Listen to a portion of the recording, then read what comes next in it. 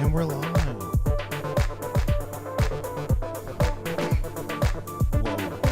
Spaceship loaded. The spaceship is loaded. That's what's happening. Bro, peep this news. Peep the news. Hold on. I turn the mic. Turn the mic up. Mic is up. All right, the mic is up. Bro, peep this. Look at this.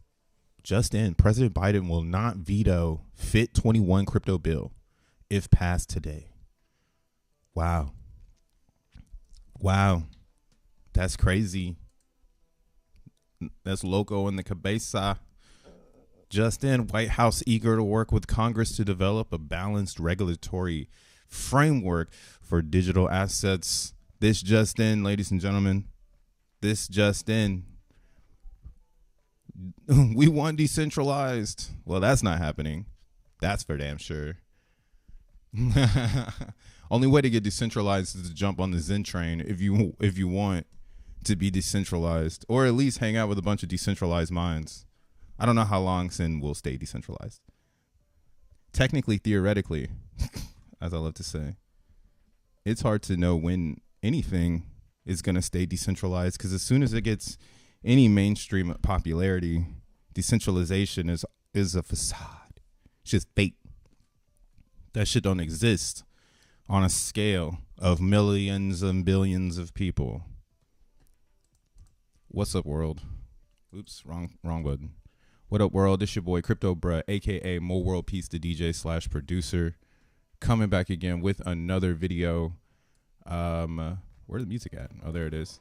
Today is May 22nd, 2024. You already know it. Closer to 25 than ever before, and so on and so on.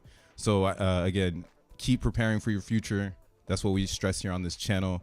We talk about the Zen, crypto, fair crypto reality in a sense, and yeah, we keep it hip in Zen, and we focus on how does Zen work with the mainstream narrative. That's pretty much where we are now. And yeah, it's fitting right right in the right pocket. I don't feel like it's skipping a beat, missing a beat. At least in my research, it has yet missed a beat. So let's just jump into it. That's why, again, this is huge news for the overall crypto market. We want to see this, even though it sucks. The government controls your neighbor. It is what it is, man. And this is these are the steps we need so we can start to actually help our neighbor, even though, you know, I want them to set up a X1 node. They don't understand that. That's not how they're going to get the crypto, right? And who knows? And who knows? Maybe some people actually never touch crypto until the government gets a hold of the technology and makes it public, right? Like that is a mind-blowing thing to think about, but it seems we are on that trajectory because, again, it's like the internet. Cryptocurrency technically is a technology branch of industry, right? We are in tech. So being in tech means, you know, not everybody is going to have access to the technology. And sometimes they might not even see the technology until the government introduces it to them. So these are awesome steps to be taken, you know, balanced regulatory framework. I'm sure for the next 100 years, we'll be battling how decentralized or how digital currencies live in a world such as whatever the fuck is about to happen. Like, I don't know what's going to happen. The most intuitive thing would be to make the Fed a coin, like make it a blockchain and remove all the people, all the human error, and just make it a ledger for the government interaction. That would be awesome. But yeah, that's super duper hopium. But this is, again, good steps towards the future of cryptocurrencies being in the hands of millions and billions and jillions of mother freakers. How about that? What up, Lita? What up, Zen enthusiast? Rolando? Let's jump them in. who's trying to get the crazy essays. I don't know if I don't know if you're loco, if I'm loco, or if you're loco. We get some crazy essays up in here. I got some homies from my hometown, some local, some crazy fools, man. But you know, that's what I'm saying about crypto right now. I'm coming to a lot of conclusions in my research that no one knows what's going on, and actually everybody is just still trying to knock off, you know, as much as they can before, again, regulatory steps in and really makes it hard for you to be, again, pseudo anonymous in the crypto space. So that's kind of what I feel is being washed away. This has happened in the internet, though. The internet started extremely pseudo anonymous. Everybody wanted to be like, you don't know who I am, I'm an artist, you know. And then eventually it turned into Google, Apple, Netflix, Facebook, you know. So why wouldn't currency and the internet, right? Magic internet money, which is essentially cryptocurrencies, just a hash. At the bare root of crypto is just a hash. Right? Is it at the fucking beginning, the big bang of what is your cryptocurrency is a hash. So since it's just that, and it's magical hash that people are now saying, yo, maybe we need these hashes in the Fed. We get to this new conversation of like, well, what is the value of how we move these around? How do people get these? You know, how do people see these? Right? That's why I like Bitcoin and Ethereum, because you see those things. They're out there. People are trying to bring them to life daily. And again, they're the forefront leaders of the next stage of our reality, which is, again, balanced regulatory framework. And I feel like decentralization in this aspect of crypto really lives in the tokens you're holding. And that's why, again, I promote Zen. I promote it in a sense where it's because it's self-promotion. I'm promoting it for myself. So I guess I use the YouTube is just like a mirror, I guess. Fuck it. Shout out to all the homies that watch it, though. You know what I'm saying? In chats and hitting the like buttons and joining and being interactive with me. It's my magic mirror on the wall. And that's what's so crazy about crypto. It has a passion point where people want to go and tell other people about, hey, this thing changed my life, you know? So I think, again, in crypto, the culture will always live in the coins you hold. So having a ton, that DEVnet world, having a lot of something that people will want is always going to be the like the black and white alpha of the space going 100 years into the future. Like, what do people still want? And yeah, my weekend research, because I wasn't here yesterday, so we're just continuing the weekend research, is telling me that a lot of people don't know where to go right now. They just know, hey, I should get some Bitcoins and Ethereum. So any good news is going to pump Bitcoin. So it's easy to hold Bitcoin. Like, if you don't know what to hold anymore in crypto, dude, just hold it Bitcoin, you know, exit out of everything and reset.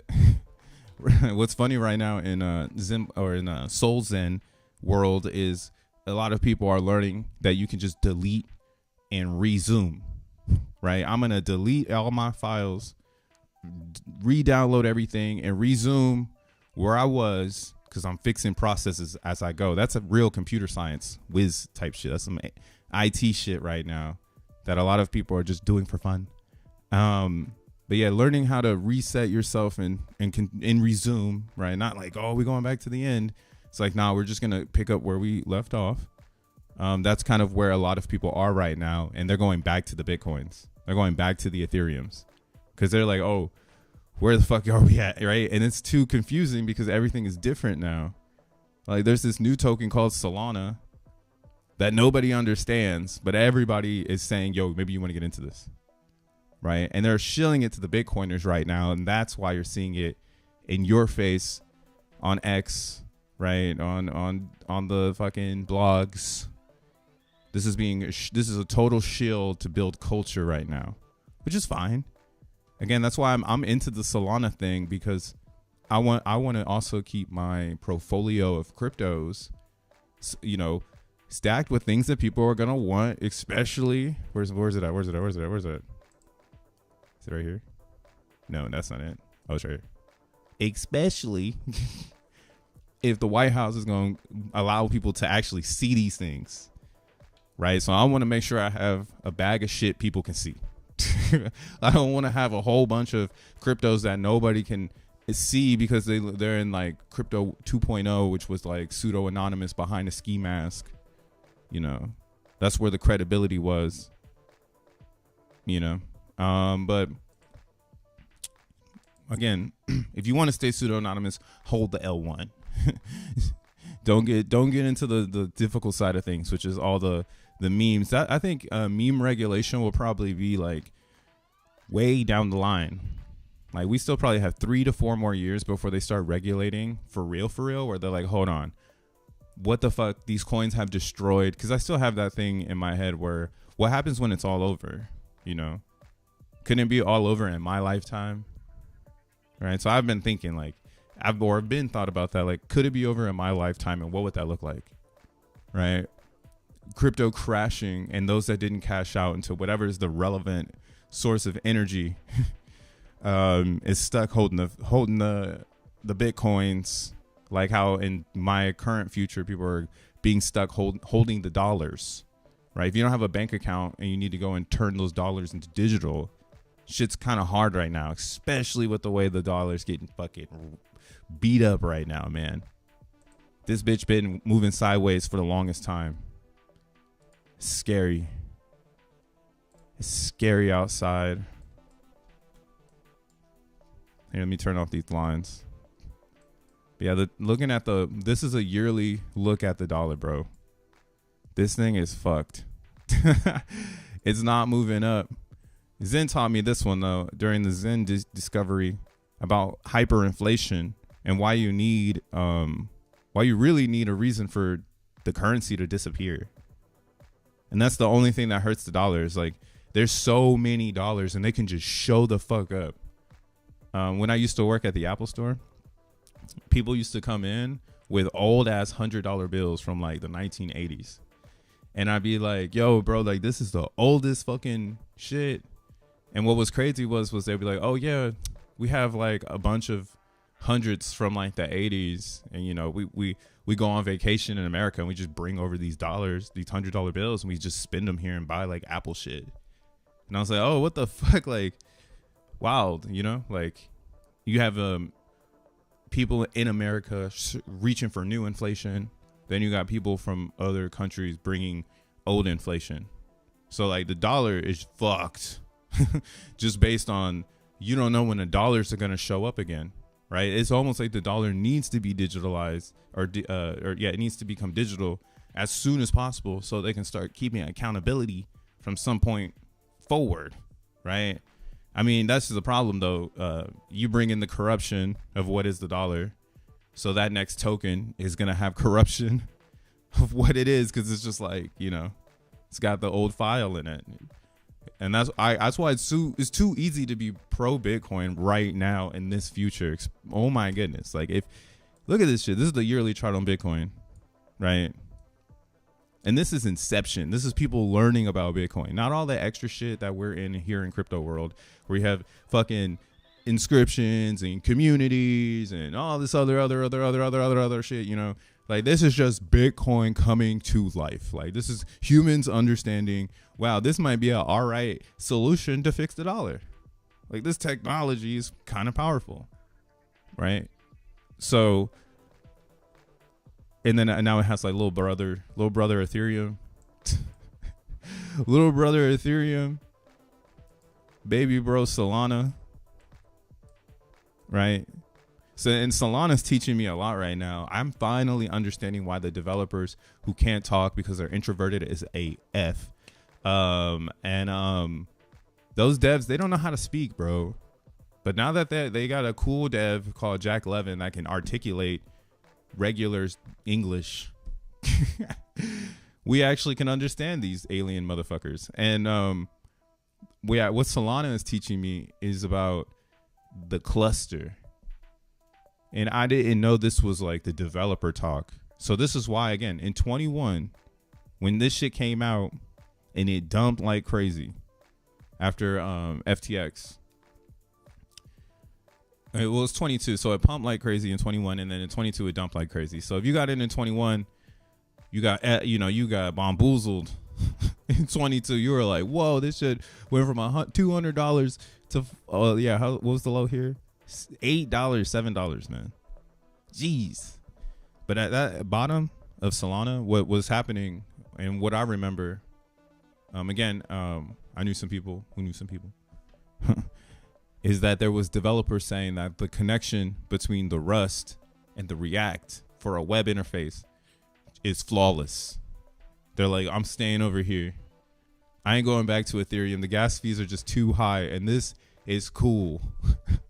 And I just couldn't comprehend it. I'm like, bro, how can it be that good that you're saying fuck Ethereum, right? Like, it's like, yo, ETH is blowing up. How can you be saying fuck Ethereum? So there is a development, little brother, right now happening for the future of blockchain technology. Like, that is what Solana is actually championing. They just can't spit it out because they're like focused on fucking memes right now, because that's all they know, right? They don't know about the Jack Levin software called XEN, where you can just use your existing community to, bring volume and spike attention, right? Like, once the network is busy, people realize it. And then again, hold on, let me drink this real fast. I'm over here, I'm spitting gas. Shit, what up, Goonin? We got Ben and Jerry's. Solana 2.0 is 600K or 2.2 million TPS. That's what we were talking about in the validator group yesterday. So like in the validator group, I was asking Jack Levin some questions because I was just curious. Like, I was like, yo, are there any good development operation tasks you found forking Solana, or like anything you plan on sampling for X1? And he's like, yeah, pretty much everything, blah, blah, blah. And he's like, I think we can tune their chain. Like, we can tune Solana to run at 90,000 transactions per second. He's like, it's like tuning a race car. But then, like, me being a nerd, I'm like, yeah, what about their validator operations? It seems like Solana has many steps to turn on a block producing validator. So that's what I'm at with this right now, guys. We are we are in hyperspeed. These people can't even catch up right now, because you got to be able to have the flexibility and technology to fly with these motherfuckers. Like, they going like every time I pull up, right? So I'm still trying to understand, like, what are we doing here? Like, what is really what are we trying to get out into the world, right? And it does seem like in this validator area, this is where the alpha lives in the progression of the blockchain. So like, if you're a real investor in something, you invest to be like a board member, hopefully. If not, you're just a Robin Hood trader, You're not really like investing to own a company or flip a company or make more companies. You're just kind of like festering below the action makers, and I love being where the action is. I don't want to, you know what I'm saying? I'm trying to be where the bombs are exploding, right? Beakers are bam, bam, smoke on your glasses type zone. So I'm still trying to understand, what the fuck are we doing in crypto? Because we could be using this intelligence to be doing something else. Like, why is this intriguing us so much? We could be doing other things like building rockets for real, but like, rockets are built. Why do we need to rebuild the way people use their energy, in my opinion? Because the blockchain is a representation of our intelligence as like human beings. Like, we invented this thing where we can make money for everybody, and they don't need to go out and make money no more. I mean, not to say it like that, but you know what I mean? Like, your energy can be used for other things. Like, what the fuck? Like, oh my God, you don't need to drive that bus. It drives itself. Why are you trying to drive the bus? Let it drive itself, bro. Go do some other shit, That's like that's the future we're ushering in right now. That crypto is actually an Achilles heel of how it all comes about. If crypto itself doesn't have these principles and graded into it, and essentially it's going to end up like the Fed. right? It's going to end up like real government, where we thought we could put, you know, some motherfuckers in a room and they would make good decisions for millions of people. Like that is bonkers now. Like now we have them using it for the vote because Trump. Did you see what the fuck Trump shit looked like? This is a Biden flex is a United States seal. A Trump flex is him coming out of an iPhone or some dumb shit like that. Like Trump is like trumping these motherfuckers hard, and like now they gotta be like, I'm gonna press the line, like let's make crypto free. Like what? Like bro, like the politics are crazy right now. What is going on? I need to see this. Here, I gotta Google it. I guess I gotta Google it. Trump crypto. I mean, Trump has been in crypto though from the Polygon release. And again, it wasn't him though. It was someone seen his likeness. Or how do you say this? Trump has always been an actor, right? So you got to play both sides of this. I'm one of those motherfuckers in the politic world where it's like, man, fuck politics, bro. Like these motherfuckers suck anyways. Like we rooting for people who are trash. We rooting for shit coins. Which shit coin do you like the most? Do you like the red one or the blue one? Like, you know, and now there's like a green one in the middle too now, right? So again, I'm not really like super political.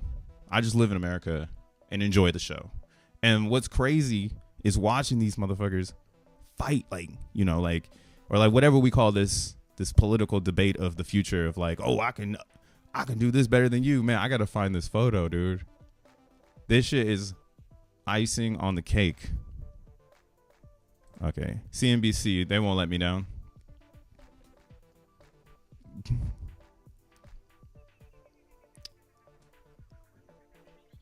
Where is it at? Where's it at? Can I see a photo? Does the photo exist? Is there a website? I can't see it.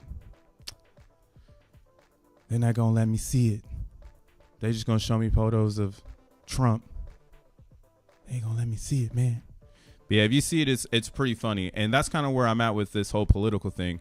It's so back and forth right now because I was telling my parents this too. You know, my parents are baby boomers. So I was like, you guys got to get with the program and understand that like the next big thing is crypto. And that's what they're going to start leveraging to try to get the youth vote. Because the youth wants this world because all they know is digital money. They don't know.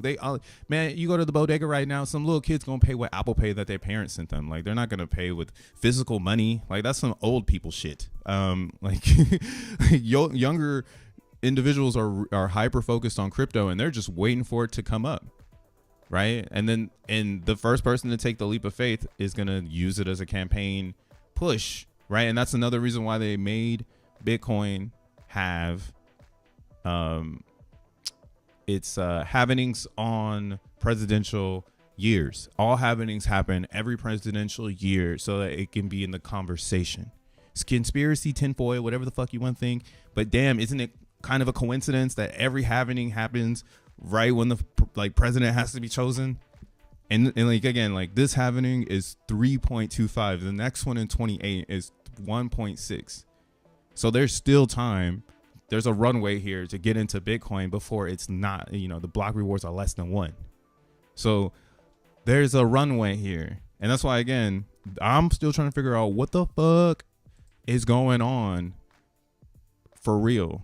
Because I don't want to just be on some stupid ledger that is not on the runway. It's not like a mini jet behind Bitcoin.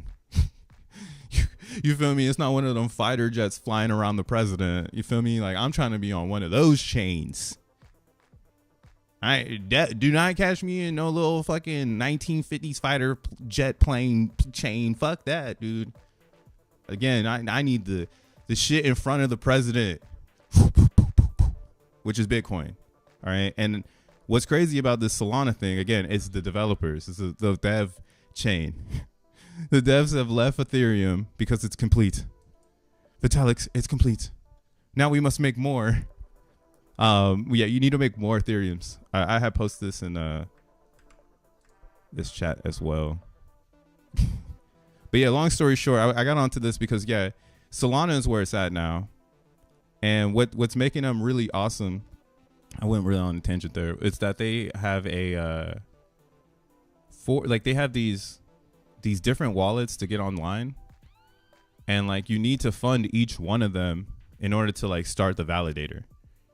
Whereas like with X1, there's only 2 commands, which is create a vote and stake the account. So they do it where this like crazy concept, in my opinion, or like this is like what's wild. They do it with like 4 wallets, in my opinion, because it's more security, so they can have more governance of the overall like network. Because now for me to overpower Solana, I need to power each one of these individual wallets within my validator, and then I need to get voted in. Like they have a crazy governance thing going on over there, you know? And like that's why it's like, oh, okay, they got this is a gated community, basically. Like to be this inside of Solana right now with Jack Levin is like almost feeling like I'm a Trojan horse or some shit. So yes, X1 will be much simpler because again, it's about onboarding the masses. It's not about building a cluster in the overall ecosystem that is, in my opinion, you can probably see it there. You know, like that's what where I would love to see X1. I would love to see developers coming to X1 and using the modules to then go to a bigger chain and being like, oh, I came from X1 cluster. And then the other chain is like, oh, wow, you came from the X1 cluster. Like, damn, like you must be cooking something, because it's hard to get something going over there. Like, how did you get something going? Like a lot of people throw out, you know, a lot of duds. Like you launched the actual spaceship off of X1, you know? And I'm talking about code. So that's what's going to be really, really cool about X1 chain is you'll be able to develop things and then go back to giant arenas and potentially bring even more influence back to those arenas. And again, in X1 itself, you want to get into the cluster of validators because that's who's going to control majority of the XN. It's building its way out to be like that, because how else do you make security for a public chain that people can just, you know, unstake a large amount and basically, you know, you got to refork the chain. Like that's something that is a big thing you need to think about. That only if you're in the validator group have you seen this happen. It happened on Phantom. It happened on Solana. So there is something there that is happening on these clusters that you can't really invite a lot of people in, because they might destroy the cluster, like because they don't know what your agenda is, or they, you know, win, you know, and they're just gonna fucking nuke everything. So it's a pretty interesting you know, discovery. And again, what's funny is it's like, yo, if Xolana does become a really fast version of Solana, people could come over to X1 and use Xolana, which would essentially use XN coins. It'd be a Solana module on X1 that uses XN, and then the way you get to XN is by using solXEN. So then I mine solXEN with my ETH address, and every hash gets me a block reward, so I can essentially bridge my Solana based on priority fees. So like if the chain is very active, I wouldn't recommend doing it then. But like if the chain calmed down, you're like, hey, I want to go to the X1 cluster. You just go to the or you just fire this thing up. You mine with your Solana. It turns into X1. You head over to X1 chain. You use that XN inside of a Rust, you know, inside of the Xolana module that's inside. It's a roll up inside of you know, inside of the X1 node architecture. You fucking spin up your sick ass idea. You get some Xenians that come over because they're like, oh, this is a cool ass idea. It gets some traction, and you go, you know, I can port this to Solana. Let's go see what's going on. How can we integrate this with like solXEN now that we have this Rust program that's like fucking cool? So this is what really is going on, that people keep asking, when the fuck are you gonna get part of this, the real shit? When you gonna get in the real boat, you know? And that's why it's really awesome to be catching on to this information, because it's showing me why Ethereum has to create other clusters. So proof of work is going to always be the most dominant way of creation of coin. I don't care what anybody has to say. If you have influence and intelligence and you want to have the most advantage of the coin, you're going to probably do proof of work. So what's crazy is that now we can do that on top of bigger chains, or we can do that on top of clusters like a Solana, right? Solana is nothing like Ethereum. So it has this ability to actually be used as like a network of power, right? You can actually build on top of the power. Now, whether or not Solana has built their infrastructure to be fluent for this type of activity, that's on Solana, man. I'm not a Solana developer about threads and why they did what they did. You know, why did Solana, why do they have a 4-way onboarding system instead of a 2-way onboarding system, causing me to have more coins and more resources than just coin and resource? What's the friction there? Why is it, that way? So in my opinion, that's because it's the way Solana's designed and why they made it the way they made it, to govern the chain the way they thought it needed to be governed. And it works. But again, some people might not like that, but they like the rust. So they come over to X1 chain. And what does Zen do? How does Zen fall into all of this, right? Every single Zen is an expression of fractionalized Zen, just like Ethereum. So right now you have Ethereum, right? So again, proof of work is going to be the fad because you want to make a coin and you want it to make sense. So you want people to hash it to existence because that is the true value of ownership, hashing it into existence, just like Bitcoin. But again, you can't use Bitcoin to hash new things because it's way too expensive. So we are really looking for clusters of networks that offer this type of hashing experience that's not governed by the specific coin, right? So if I want to hash on Ethereum right now, if I build a solXEN concept on ETH, oh my God, it would break everything. Everything would break because it's just not designed like that. And then what I mean by break is, in order to get it running, it'd be so expensive because that's how you make it work, is applying pressure to the chain, which creates congestion, which creates higher fee and gas price, right? So again, that's why solXEN makes no sense on Ethereum, because you don't hash content or value on top of ETH because it goes with Nakamoto consensus just like Bitcoin. So Bitcoin, you can't do it either. So then that means anything that is a cluster of ETH suffers from the same ideology where they cannot be hashed on top of because it will fuck up the gas.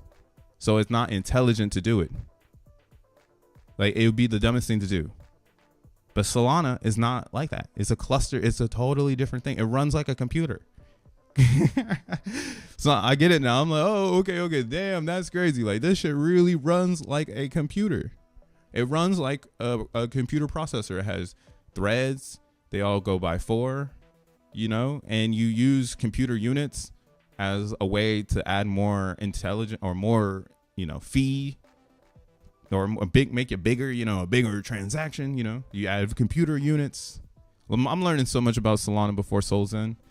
It's pretty cool, actually. So now I'm like, oh, okay. Like, what are we doing here? I'm still on this shit. I was asking Jack, like, what are we doing here? Blah, blah, blah. He's all telling me, like, he was like, yeah, like, the way that they have it set up, that's probably what makes it slower. When you have more accounts to work with, you're not hitting single threads for state writing. So, like, this is the mind of Jack Levin. And I think it's because he comes from a 1990s Linux background, which is coding on top of the processor. So a lot of this shit we see in front of us is, utilizing the processor, different threads and different things so that it can promote, and I mean, now we're ice skating because it's the future. It's 24. Like, this shit is ice skatable. Like, I mean, if you didn't grow up with the dial-up internet, like, what is a stutter on the internet? Like, just bad buffering. Like, oh, is this, like, what is this, type shit, So I'm trying to figure out like the same thing on crypto. Like, what is this type of shit? And he broke it down pretty nicely there, writing on a single thread for writing, for state writing. So, and Solana has so many things going on. It's like, as things continue, their freeways get too clogged up because it's like a computer, and they need to open their threads or open up more lanes, and they just haven't yet reached that ideology in a sense. For, you know, that's what Jack Levin is stressing right now, is that why haven't you guys reached this idea that you need either dynamic fees so people can pay and like introduce competition, you know, or you guys need to make the chain larger, which we're now experimenting with Xolana on X1, which is a bigger state than Sol itself, and it's acting as a cluster of Solana on X1, right? So now I'm like, oh, I get it now. It all makes sense. X1 really is going to be like a module-based crypto blockchain where you can start from there if you wanted to, but it's really going to be something that it's all like the whole industry is going to benefit from it. Now, there's not too many people challenging Solana. I think the next evolution's chain after Solana is Sui and Aptos. So it makes sense now why like Jack Levin went and talked to Aptos, because that's the next level blockchain. These ones all work like computers.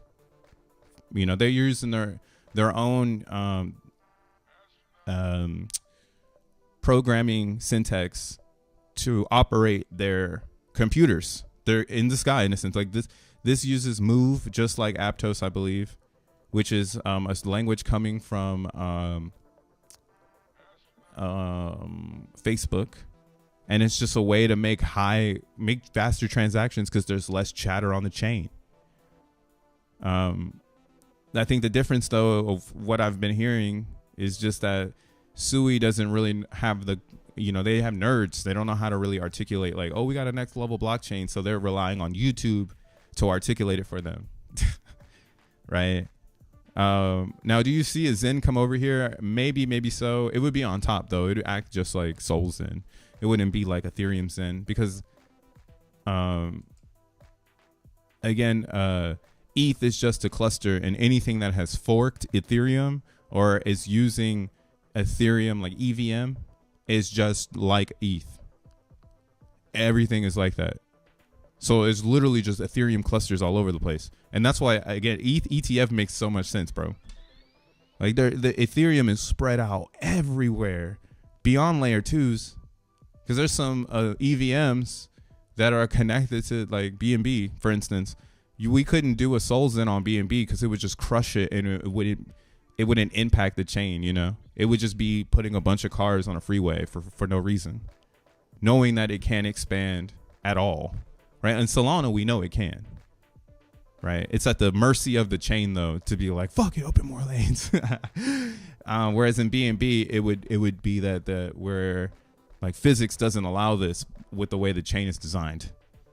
So the same would be for anything that's EVM. So Avalanche, that's why Cardano, it's not an EVM, you know. And you know, Polkadot's not an EVM, but it has EVM parachains that go back to Polkadot. So I don't really know. That's just like that's like the most limbo part of Polkadot. It's like Gavin Woods was like, we ain't Ethereum, but you can make a paratrain that is Ethereum. It's just hilarious. But yeah, anything with the cluster of Ethereum is Ethereum. So it is like Ethereum, and it should go up with ETH.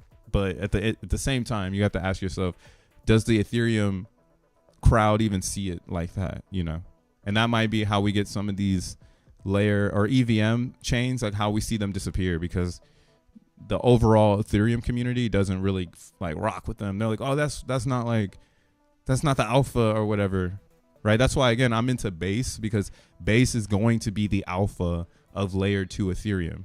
And I think layer 2 Ethereum will be the alpha of Ethereum. It won't be get an EVM, because those are ghost chains. And then when you think about it, again, like the problem with the EVM is it goes back to what I talk about with Jack Levin here, which is, you know, oh, the validator operations is kind of different.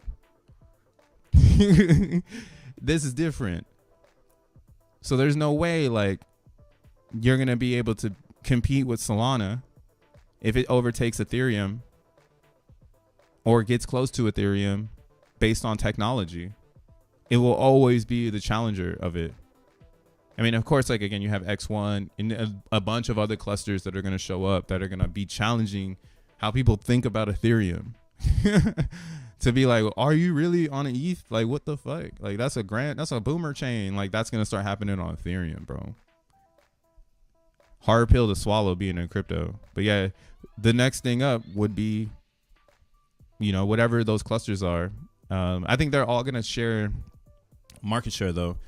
You could see it with Jack Levin talking with Tolly right now on the X account. They talk back and forth nonstop. And it's because of this discovery of solXEN and what it can do for their cluster. Man, it's all coming together.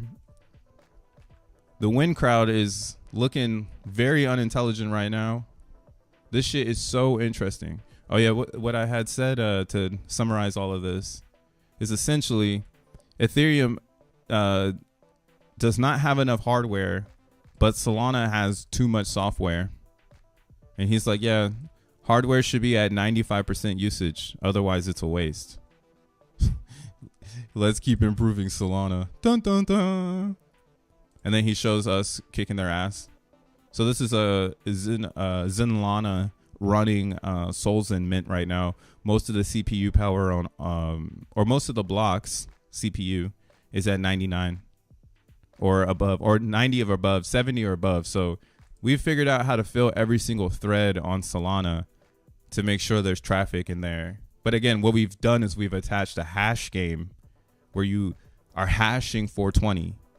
And when you get that hash, you get an XEN coin on X1 chain, as well as long as this AMP is live, you're going to get a little bit of solXEN. So once the AMP goes to 0, there's no more solXEN to be minted. But you can always hash your Solana to bridge it over to X1 chain. So it's opening up a whole new, again, cluster to cluster fuck. And I think that shit is cool, man. Everybody thinks it's on the, we're supposed to be putting this shit in pools. No. Hell no. Well, that's all we need. We just need collaborative systems and APIs, just like in regular technology.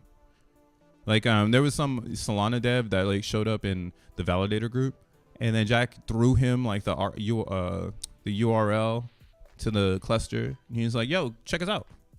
Here's the URL." And I was like, "There it is." Like, we live in the future. Like I've been saying that one day you're just gonna throw somebody some fucking numbers. It's not gonna be like, "Oh, here's my number, call me." It's like, here's my number, like here's my URL to me.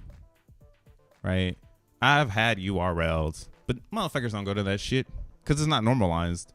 But like if somebody gives you like a URL, like, oh, here's 696969, like type this shit into the internet, like I'm gonna pop up. Or like me is there. So for this example, it's the Solana is there, the cluster is there, the blockchain is there, right? Maybe you call a number on a browser that gives you internet. Like that's the internet, or that's the future we're stepping into. But how do you monetize that in that future? And it starts with the blockchain and so on and so on. So yeah, I seen it happen in real time. I saw that motherfucker send him the URL. I was like, dude, we live in the future. Like, here's the internet right here, bro. Just connect to this. You need internet too, but once you have a little bit of internet, you just connect to this and you're on the server.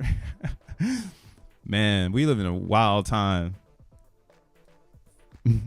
So EVM is like a flip phone and Solana is like an advanced smartphone. Yeah. Well, I would actually say Ethereum, Bitcoin is a flip phone. Bitcoin is a flip phone because it's not a land phone. That's money. That's fiat. Fiat is a land phone. Bitcoin is a flip phone. Ethereum is a BlackBerry. It's like when the smartphone or like a Motorola Q or like a G1, a Sidekick. That's the era we just fucking went through in Ethereum, bro.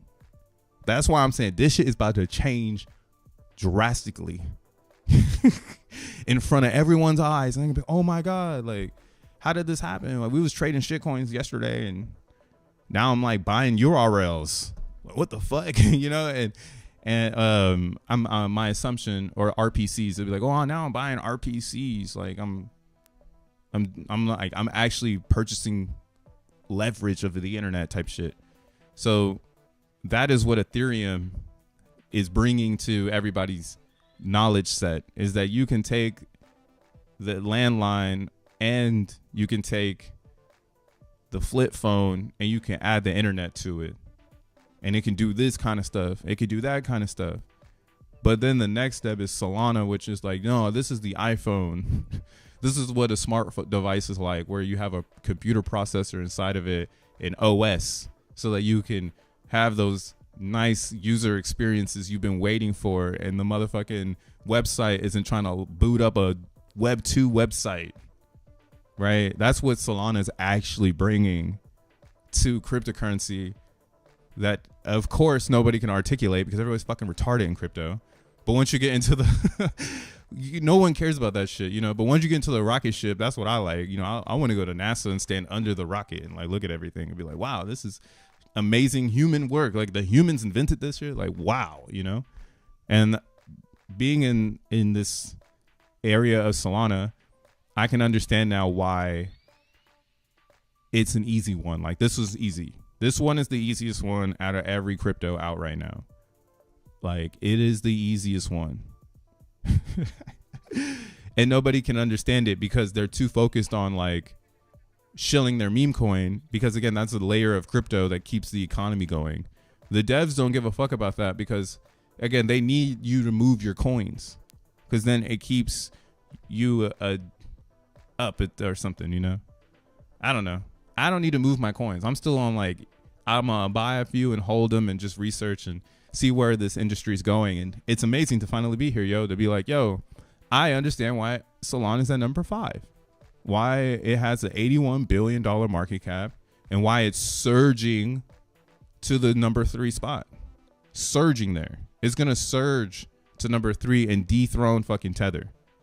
And we're gonna see Tether be just like USDC, because until there's a government backed Fed coin in you know, I'm not that economist. I don't know what the world is, you know, on that side of things, where some people say the dollar gets dethroned. If that is the case, then wouldn't these get dethroned, like USDC, USDT? You know, I don't really know what the world is on that. I think if you love dollars, you should start your research right there. Start here and work backwards. Because whatever they got going on in these stable coins, I have no clue. I like to use DAI because DAI is a real crypto stable coin. But it's now, I think it's backed by, actually, I haven't gotten too into it. Actually, I haven't used DAI hella long. Man, I use Zen, bro. What the fuck? I use Zen, fairly launched. Don't need to worry about anything. You can rug it if you want. I'm buying this shit until the bottom is in. I honestly think the bottom is in. Everyone thinks I'm crazy. Everyone got something to say when I say the bottom's in. Because that shit is in. That shit is in, man. I should buy again right now. What is this, the 1 hour? Peep the bullish divergence on the RSI. You got that motherfucker going the opposite direction. What's that Kendrick line? They're not as stupid as you think they are. Oh man. All right, whatever. Put that there.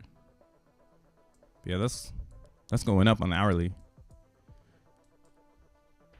Somebody also said, look at the wrapped ETH price. That's where the FUD is. That shit going down versus ETH. And it totally is. But the thing is we're not seeing an exchange of hands. this is what I want to see to know that things are over. But the thing is we can't, in my opinion, it won't show up, at least from my research. Oh man, where'd this go? In my research, this is harder to get to because you can see it happened after a pump. So it would need to pump before we see the change of hands.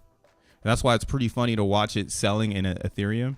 And this is because ETH is going up in price and people are exchanging XEN at the bottom for Ethereum. So as ETH is going up, XEN is staying the same price as these people exchange it, but ETH is going up, right? So it looks like the XEN price is tanking. It's just a crazy, it's such a wild like experience right now to watch this happen. It's like being on the other side of a chart and watching like traders like try to get you to get the mindset of manipulation. But this is such a fairly launched token that I'm laughing on the other side. Like, bro, like it's like a two-way mirror and they don't see that I'm actually laughing on the other side. Like, yo, we can do math. Like this is going to happen. Obviously, if ETH is going up and XEN is not, no one is buying XEN, right? The reason why I don't think people are buying XEN is because there's no flag to buy it. So it's a DCA and it'll be a surprise liftoff because everybody's going to pile in behind each other. There's not enough coins for everybody to get some. There's only 1.4 on V2, which is still holding its liquidity very nice at 93. And then when you look at V3, you have only 13 Ethereum and 1.75 trillion XEN available. So on V3, it looks different. Well, actually, I think if we go to ETH price, you'll see it's dipping over here too, though. Oh, V3 caught a bottom, though, low key right now. Oh, this is the 1 minute. 1 hour looked the same. Yeah, I'm not fooled, though. That's what I'm trying to say. The thing about XEN is it's connected to the overall ecosystem. Like, we're fucking going after clusters to understand the whole market. Right? We in Solana world now. We don't even give a fuck about a meme coin. In the guts of Solana. All up in this shit. And what's funny is, again, it's just a good reminder, like, yo, bruh, it's all good. You're early.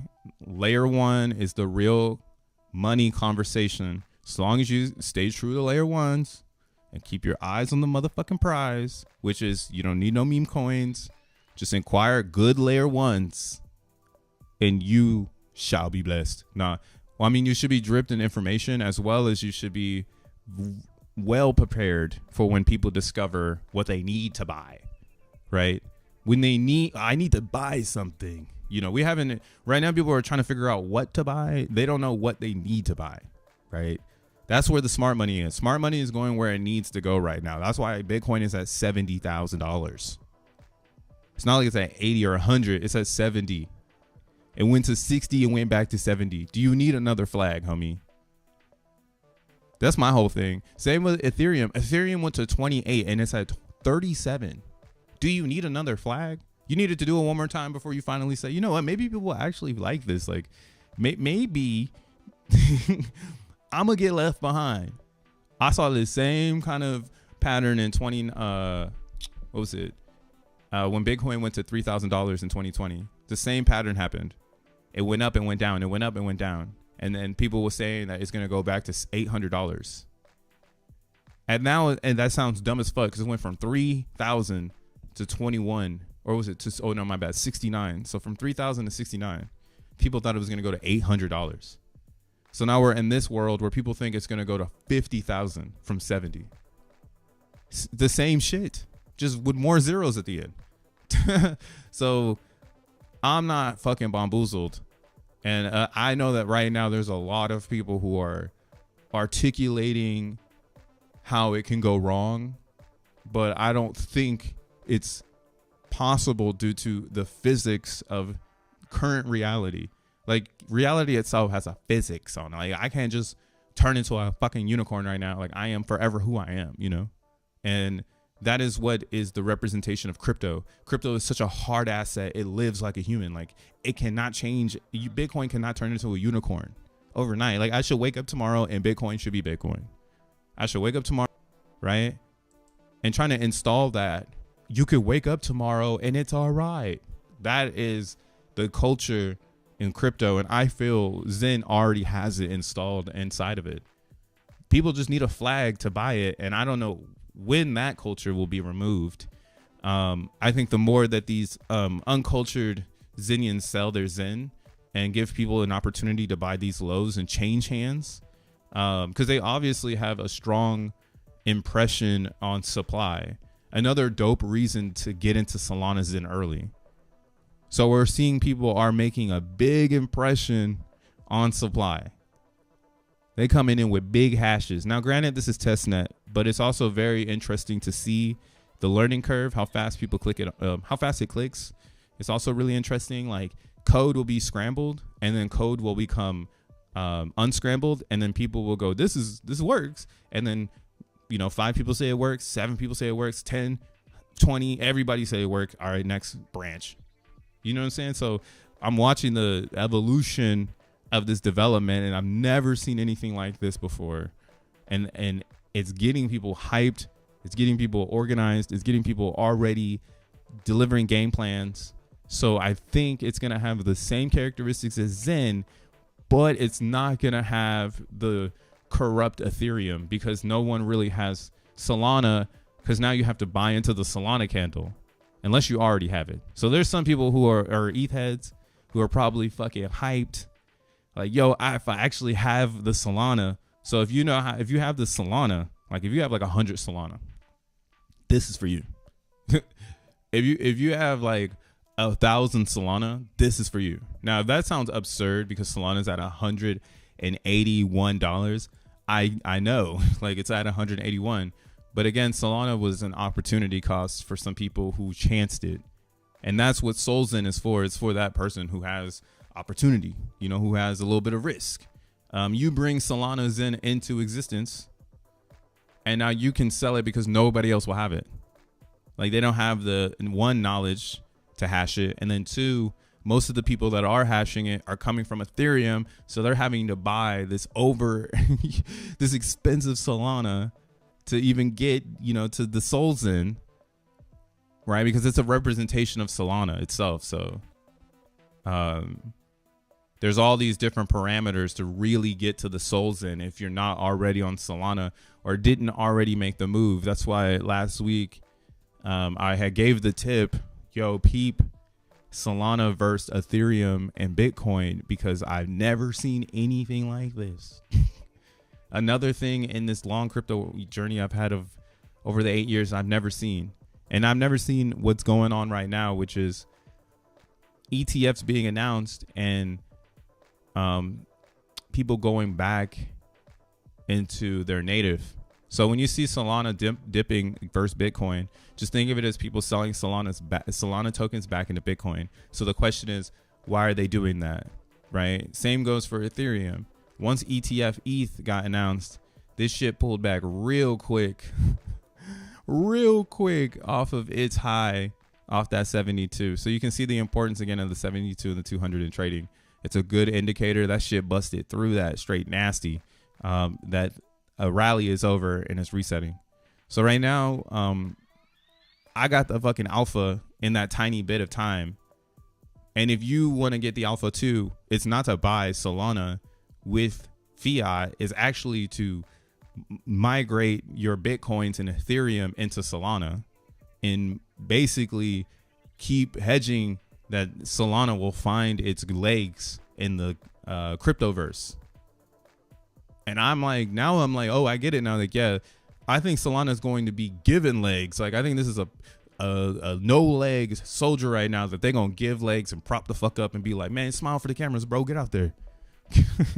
Hey, clean yourself up. Get out there.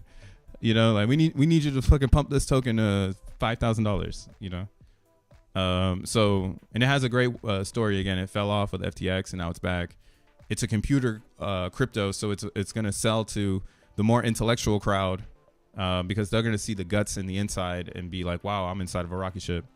So yeah, I see Solana being that. Like, it's really giving every characteristics of that. So if you have some Bitcoins and some Ethereum,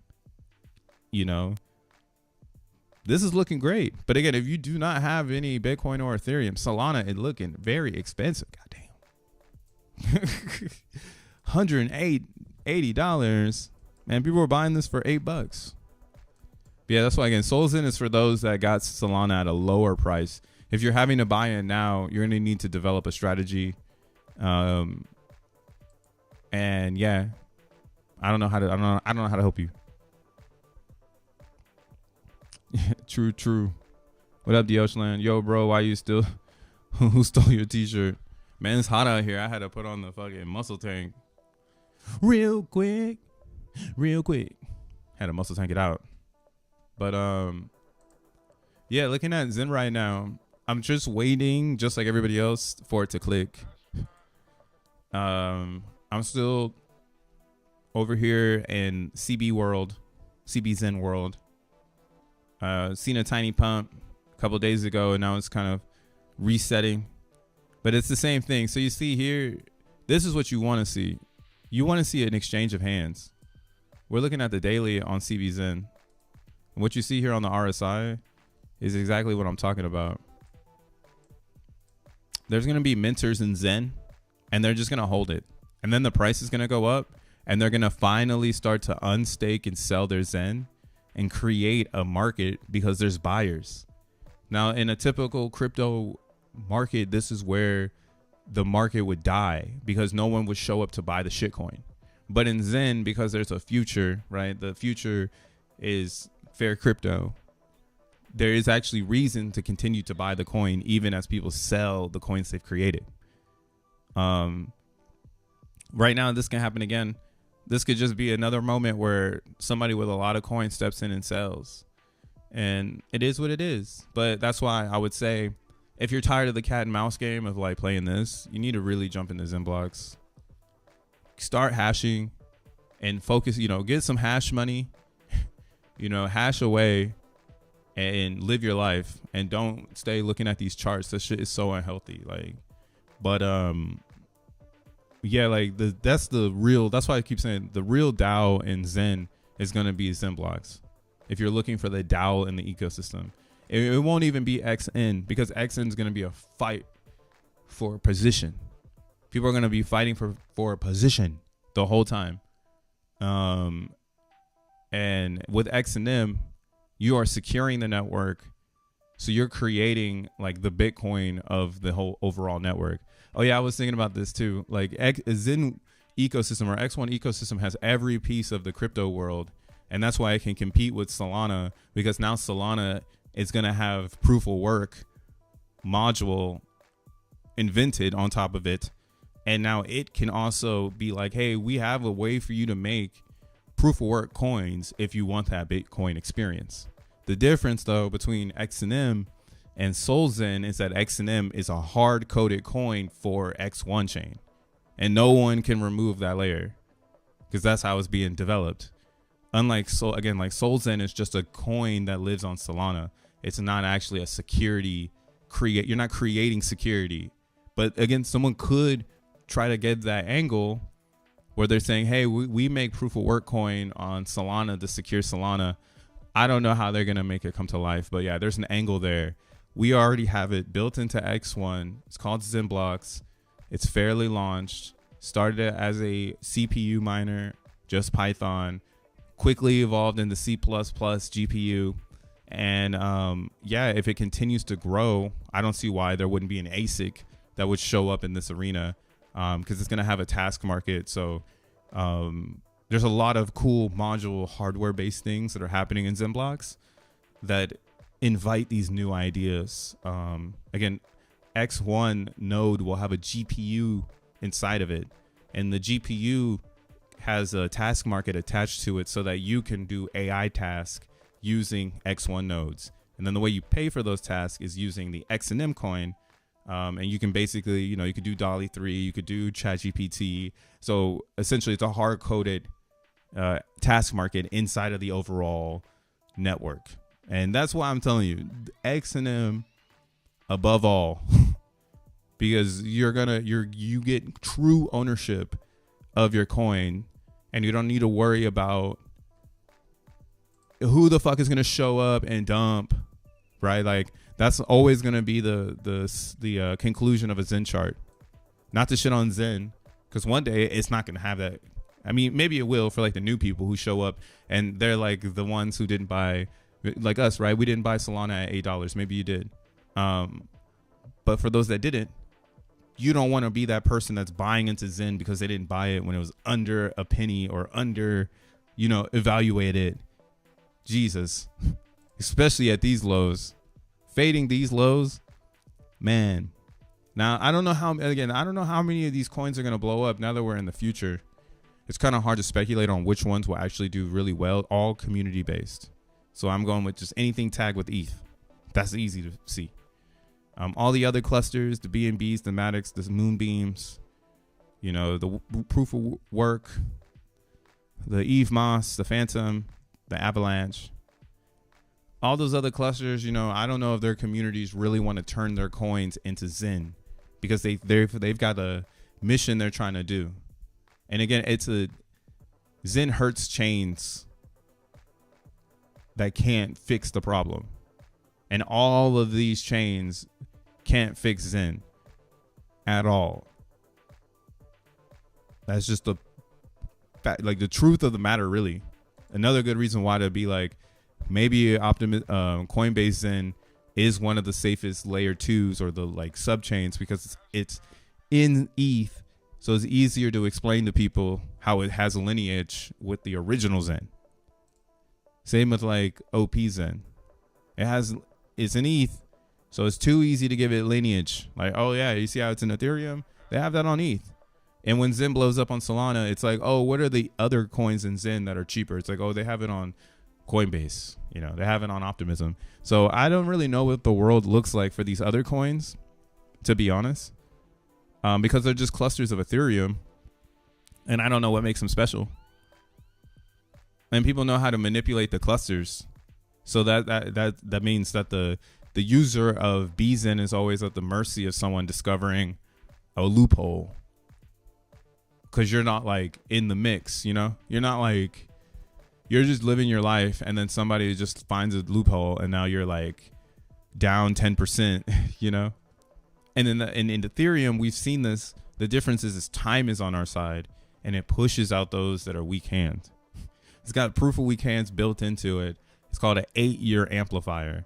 And over 8 years, people are going to show proof of weak hands and sell their motherfucking Zen to the masses and redistribute it to others. But other places, oh, and then again, it's governed by Ethereum. So ETH Zen has a difficulty that means that you need more Ethereum to make it. So if you're not bringing ETH, if you don't have Ethereum, then you can't make more Zen. And that's why it has a thumb on top of it right now, because we have Ethereum bros that have been holding it down as long as they can to make money off of it, as they should. You know, we're plebs, we're noobs. They have more ETH than us. They were here first. They're like, bitch, I've been here since 2015. Shut the fuck up. All right. Please pump my token. As in Ethereum world. All right, man, just pump my token. Please pump my token. Please pump it. But whatever. I get it now. This is all a clusterfuck. So I theoretically don't want to be part of a clusterfuck. I'd rather be in a new cluster with new crazy liquidity.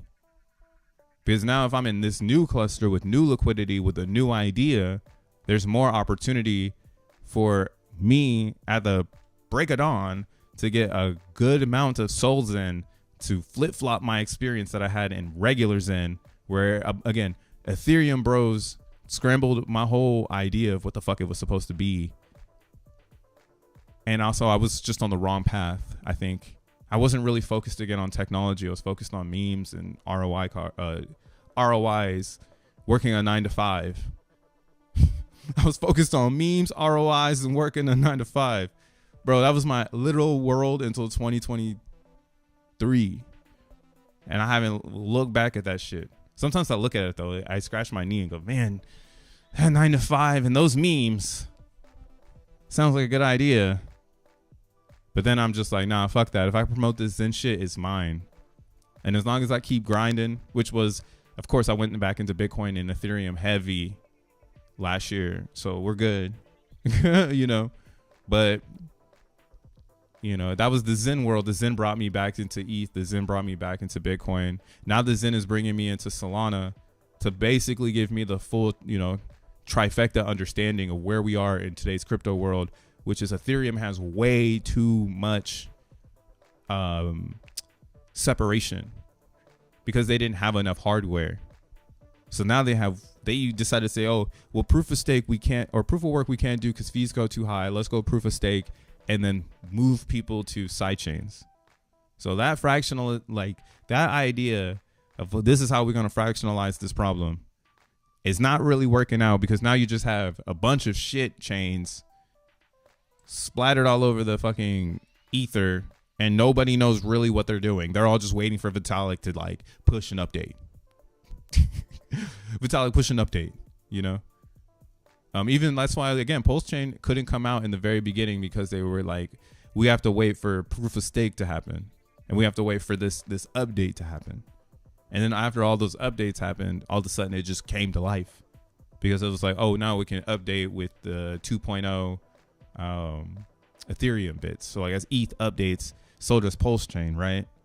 But that's the problem in the overall idea, because now it's fucking a slave to Ethereum's bullshit. It can never, ever, ever, ever, ever, ever, ever, ever, ever, ever, ever, ever get away from it. Ever, ever, ever, ever, ever, ever, ever get away from it. That shit's a hard fact.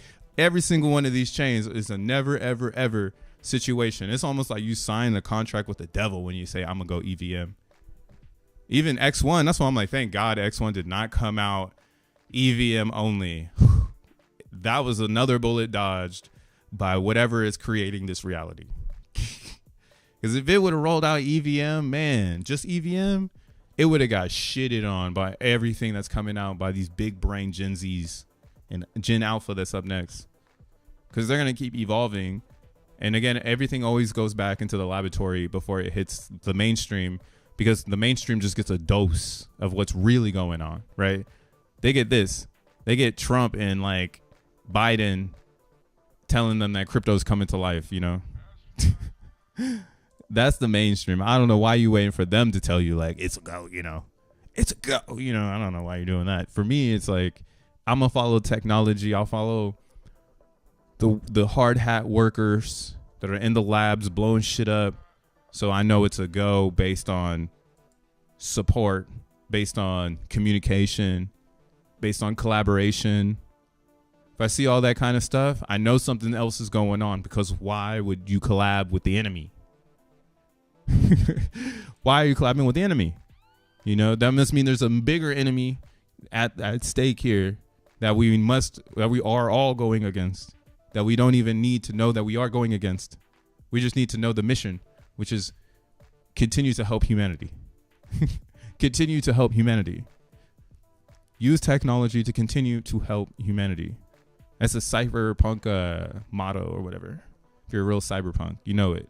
Technology is here to help humanity. It's not here to be used as a crutch, right? To be blamed. Like, oh, my fucking computer won't boot up, you know? Or like, that's why Solana Zen is so refreshing, because a lot of people complain and then it works, and then they're like a little toddler. It's like, oh, look at you, you're so cute now. Like, you fucking figured it out. You fucking figured it out. You're fucking smart now. You got it, you know? So like, it's adorable. But again, back to the ETH thing, you can't really do that right now because everybody's, again, dribbling around the crater of the Nakamoto consensus. And you can't scale new users because it's going to always raise gas, and you're assuming price of chain will go up, right? Meanwhile, everybody else is going into these giant fucking VC funded blockchains. They're not going into EVM fractions because they're going into ETFs. You know, they're saying, yeah, keep working, you know, keep building those little condominiums out there, you know. We're gonna come check on the site, you know, when the suits show up with the hard hats. That's all of these motherfucking chains right here. Again, why I like X1 chain, because the suits might show up in like flip-flops and shit. Like the board members is going to be all different types of motherfuckers. Everybody that's into crypto around the world. The Council of XEN, a whole bunch of hippies and techies. But yeah, like that's all I see in these other chains now. I just see people in suits showing up that don't even know what the fuck they just launched. They just follow Vitalik and wait for the update. Hey, when's Vitalik gonna send out that update? When's that gonna happen? I like Tron. Lols. Yeah, like Tron tried to do it right. The thing with Tron is that it's a clone of Ethereum, and that's where they did it wrong. Because now you see Tron is down. It's the only red chart out of all the green charts because unfortunately it turned into like Justin Sun's bank account. So like Justin Sun is the center power of Tron, and that's why, again, it's not the meta. Bitcoin Cash is not the meta. Everybody that brought Bitcoin to us in 2017, they still in Bitcoin. They undercover Bitcoiners. Somebody called Jack Levin that one time. They said, "You're an undercover Bitcoiner." I was like, what does that even mean? Like, I was never thinking that. Why would somebody call him that? And it's like, oh, because he released a coin on Ethereum, and then when he did VMPX, it like exposed like, oh, so you're just a Bitcoiner that came to Ethereum to vampire the community. I was like, oh, okay, I get it now. Understood. And yeah, it's all clustered based, where those people that are saying those types of things, they actually don't know how crypto works. Like they're just on the surface waiting for a buoy to pop up and be like, oh, there I go. I need to go over there. But again, those ones, they get the thing. Sometimes they get the products, sometimes they get the products at a very low price, and it's up to them to hodl, and see the rewards, or they make enough money. They're traders. They know how to trade this shit for 5 years, bro. That's kind of where I'm at with Zen again. Like Zen is going to be traded for years. They are fucking fighting for a position right now. And it's crazy. Oh yeah, this is what we are now. One account, again, I was telling somebody, I was like, yo, it's not minted Zen being sold right now. A lot of it is coming from staked accounts because people have been running a stake game. So just recently, this account sold their coins, and I went and I was like, let me look at it. And what I saw was they've been playing the stake game. But what was really fascinating to me looking at their behavior was how it went from a couple $1,000 to a couple $10,000 to then like a couple $100,000, and it's just been there. So this account, again, around 141 days ago, just decided to be like, I need more exposure to Zen, and I need to stake it and continue to to the point where they were like, all right, I'm going to expose myself with 1 trillion Zen. Right. So the thing is that when this person came, and I think right now, let me see, is this their account? I don't know. This is their account. But now this person is, they have a little bit of Zen left, and it's all coming from the stake. So they're selling their stake, right? They're not selling the mint. And that's what's going to help Zen get better distributed. Because if people say, oh, I'm done with this, I don't want this coin anymore, they're the sell pressure. And the longer there's no X1, the more people actually think that they got it figured out, because they're like, oh, see, Jack Levin isn't talking about X1. No one will give you a straightforward answer. Oh, you see, like they just keep minting and then selling it. Oh, what else is there to say about Zen? There's no community. Nobody wants to buy it, right?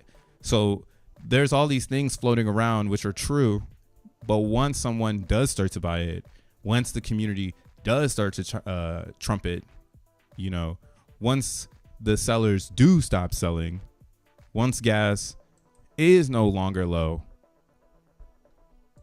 it's just going right back to the original fucking motto, which is, this is a deflationary token. It's on the scale. It's going to flip in 2026, which is now closer than ever. And it's going to do its boogie and there's not that many coins left, and the miners have stopped mining. Again, Jack Levin, 21st Googler, created Image Shack, hosted, what was it, 30 to 40% of Twitter, helped Twitter actually move into micro mobility, or not micro mobility, excuse me, that's the wrong word, into mobile hand devices, because the problem that Twitter had, why they used Image Shack, was they didn't have a place to host images. So as people were posting, and Jack Dorsey was like, man, I really want this to take off, but like we don't have anywhere to store it, and we don't have anywhere to scale it. So if they want to look at it on like a Motorola Q or on your Sidekick, right? When you would go to a website back in the day on your Sidekick or whatever phone you had, and it looked just like the website on the fucking computer, that was too big. That's why they used to load so slow. So Jack Levin actually helped liaison that experience to make it so that us as users never saw a hiccup there. Crazy. Oh yeah, he made drag and drop too. So again, that's why I'm like, yo, anybody that's hating on this really just hates Jack Levin, and I have no clue why they hate that man. Like, he's taught me so much. He's taught me so much about development operations of launching a blockchain that now every blockchain is mediocre. Literally, at this point of doing solXEN, I ask you to go and look at your favorite chain and see if they can actually compete against Solana. Like, what is their core group of people going to say when you go, well, will this ever get to 1,000 TPS? Right? Because Ethereum don't get TPS, bro.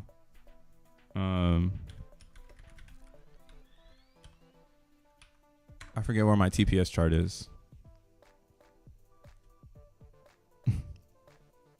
A local bottom? Oh. It's that local bottom. I don't know if it's a local bottom.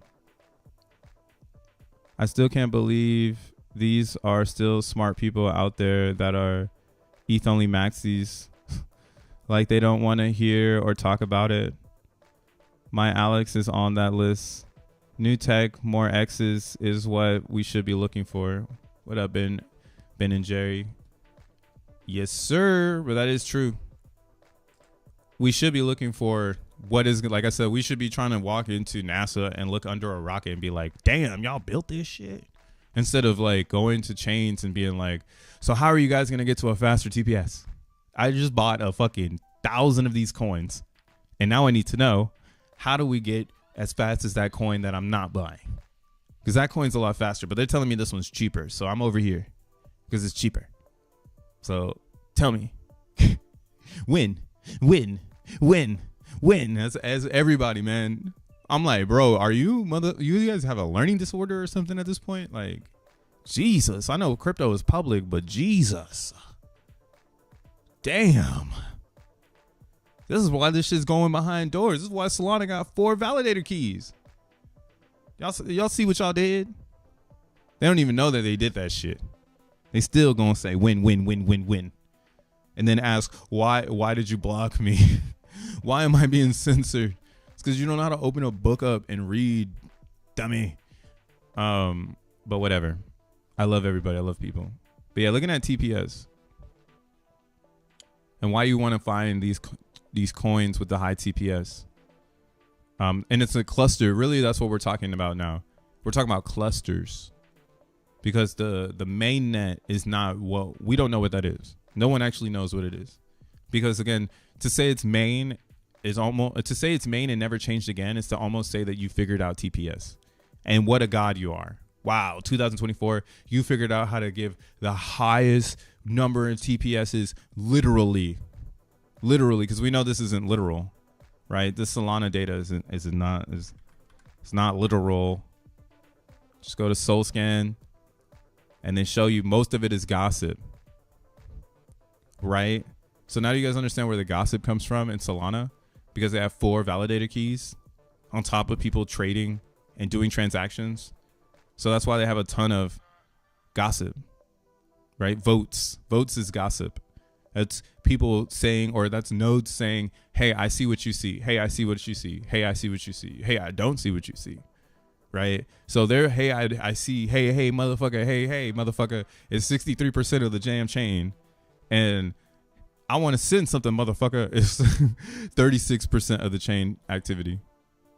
And Jack already found some other fun stuff in here. Like, again, if you really want to get smart with it, come to the validator chat. We have some fun in here, and we talk about crypto, and you can join X1 and learn about crypto and blockchain at the same time. Because crypto is what secures the network. Blockchain is where your like information lives, but the cryptocurrency is why people say XYZ can happen, right? I can't find it here. But essentially, Jack found out that like Solana has there's some pieces in their software that are creating extra votes, extra gossip, extra shit. He's like, y'all should take that shit out. And right now they're like, we built it that way though. And he's like, why'd y'all build it that way? They're like, we don't know. They just built it that way. Every time he speaks to Tolly, that's how I'm be feeling. I'm like, man, Tolly don't know shit about his chain. He knows everything technical until you tell him why'd you do it. You know, and that's nothing on him, but it's just because it's in beta and there is no why we did it. It's what it is. It is what it is, you know? But again, this TPS shit is fucking, you know, we don't know. Right. So Sui's up next. I need to do some more research on Sui to really try to understand them, why they're so fast. I know it's similar to Solana. It's a computer in the sky, but I haven't really looked under the rocket to see like, yo, why is this about to blast off? BNB, they have a really good TPS because, again, it's basically centralized. Same with Polygon, same with Ton, same with Tron, same with Near, same with Avalanche. So you see like the trend once you get down from these extremely high ones. Right, the only way BSC can say, hey, users, we're giving you faster TPS is by taking more control of the chain. Because the more control you take of the chain, the less gossip there is of nodes, right? So that's what the trade-off is if you want a faster chain, you have to be more centralized. It's just part of the trifecta dilemma that they say is unsolvable.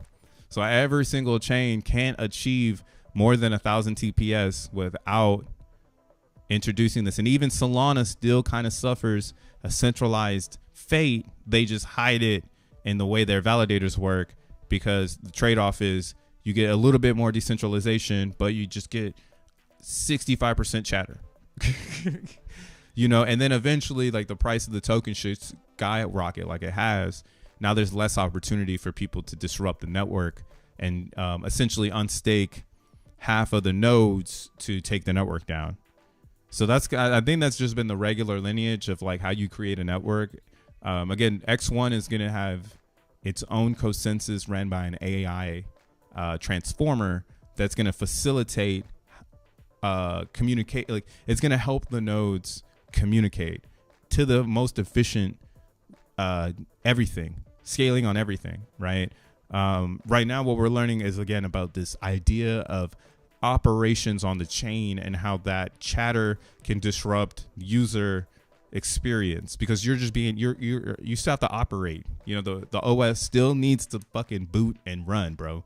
So how do you start to shave off some of this extra shit inside the OS so that the transactions are more open to the community? And that's what X1 again is doing for Solana inside of our module. I mean, they don't care about it right now, but again, mass adoption isn't here. Mass adoption happens when Biden says it's a go, right? Or whenever whoever's the president says, yes, y'all, you can buy your fucking Coca-Cola or your McDonald's with a Bitcoin.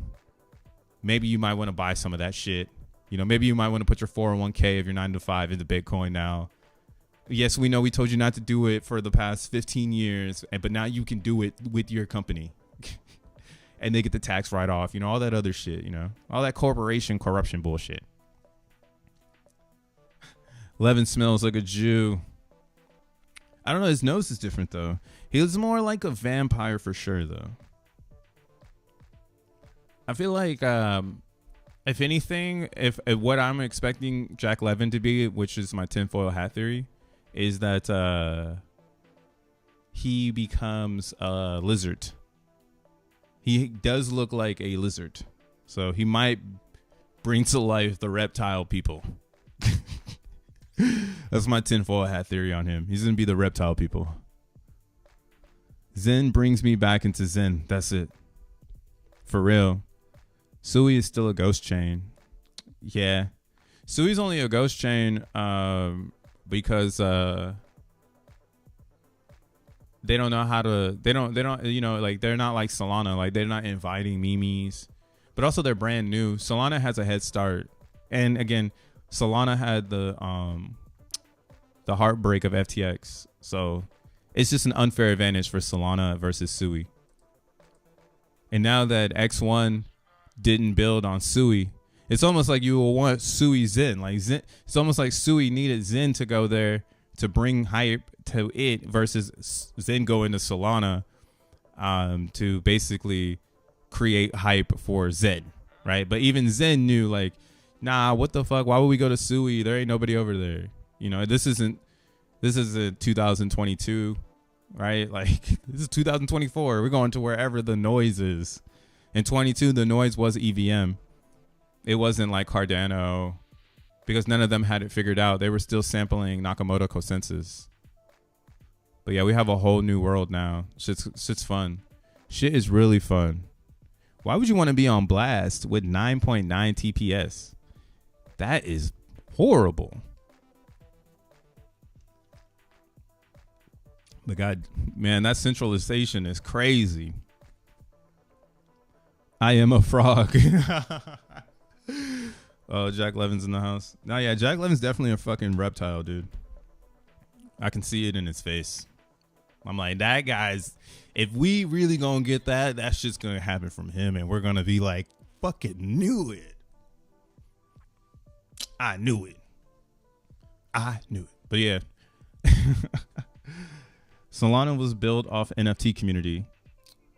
Well, yeah, well, Solana was, but if you remember the early Magic Eden is, dude, Magic Eden needs to be studied. I've been saying this shit, and I'm going to keep saying this shit because no one has done it, but we need to know how much Bitcoin they made in 23. That shit is so off the books. It's ridiculous. And I know for a fact that has to be some of the best fundraising that they've ever taken. There is nothing better than being the only ordinal market with organization. So another thing I like about Magic Eden is that because they came from Solana camp and they were the first NFT marketplace to go head to head with OpenSea, they knew like what it was or like what it was going to take to be like OpenSea. And remember, OpenSea was the very first NFT marketplace in 2017, 2018, when it was just like a white page and you could sell like your CryptoPunks. Like OpenSea, again, has been in this motherfucker for a while. I think it's even part of like consensus and stuff. So I give my flowers to Magic Eden because they stayed on it, even though Solana had fell off, even though all the NFTs had left, and they gave them the organization. Without Solana, would DeGods even be that big is something I always ask myself. Or excuse me, without Magic Eden, would DeGods be what it is? Like, would that community be as big as it became if they didn't have organization like Magic Eden to make them go head to head with Ethereum, right? Because that was the only other NFT platform out there was ETH. So yeah, man, I just think Solana did it right. That's what I'm saying. When I met the Solana people, I forget exactly all their names, but when I met them in 21, they were giving me those vibes that they wanted my attention, that they wanted people to show up, that they knew there was something that can cook here, you know, even though there was nothing cooking. So that drive in Solana in the very beginning, when nobody was really looking at them and they were spending money and they were trying to get people to see that, hey, maybe we can compete with ETH. That's really what helped build their community. But I'm giving the flowers to Magic Eden. Solana itself was all over the place, like every other Ethereum brand idea, where you have like a wallet over here, a DEX over here, Like they're still getting their decks together on Solana. When you really look at it, like Jupiter just stepped into the game. Like that's new. Right? Radiant or whatever has always been the exchange, and then also Solana has a lot of Chinese exchanges, like that Orca one, where you can't get American participation, which has kind of cut Solana off from a lot of Americans discovering it. And that's why, again, I think it's actually helped its discoverability now, because it's been on the back burner. It's been a name, no one really knows about it, and it's easy to shill because it's a computer in the cloud, and nothing else is like it. Every other coin is not like Solana, and it's fucking in your face. It's crazy how in our face it is now. You're like, what do you call it? You're in super duper denial now if you don't think that computer processing blockchains that run in CUs almost. And now and then you ask yourself, like, well, what is X1 chain then? If it's not going to run in CUs or whatever, like it's going to be a phantom fork. I would say use Xolana. It's in X1. Right? I would actually be like, yo, that's what the versatility of being multi-chain can be now. Like, you would think X1 comes in 100% EVM, and now bam, it has a module of something that no one was even thinking about.